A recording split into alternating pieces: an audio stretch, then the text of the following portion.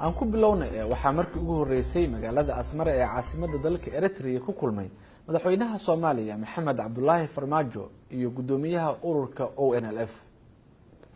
kulankan ayaa yimid kadib markii madaxweynaha Soomaaliya Maxamed Cabdullaahi Farmaajo uu booqasho rasmi ah oo 3 cisho qaadanaysa uu ku tagay dalka Eritrea. Maxamed Cumar Ismaan hogaamiyaha ONLF ayaa VOA u sheegay in madaxweynaha Soomaaliya uu xubnaha ONLF uu ka raali geliyay dhiibistii Cabdikariin Qalbi Dhagax ee Ethiopia loo dhiibay.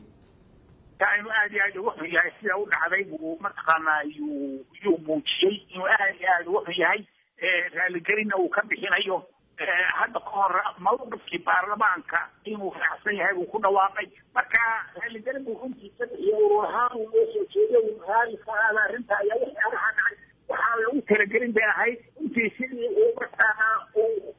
ومهين ودوني سنة هاي فيمتقنا بطلع وما hogaamiyaha ONLF ayaa sheegay in madaxweyne Farmaajo uu u sheegay in ONLF uusan u aqoonsanayn urur argagixiso ah. madaxweynuhu horeyna uu sheegay oo waa kii sheegay in uu aqoonsan yahay ixtiraafsan yahay baarlamaanka go'aankiisa inuu ixtiraafsan yahay hor uu sheegay haddana uu sheegay mowqifkiisa inuu ka yahay oo uusan u aqoonsanayn ururkaas inuu urur yani argagixiso yahay ururkaas uu gobonimo doorka inuu yahay uu aqoonsan yahay madaxweynuhu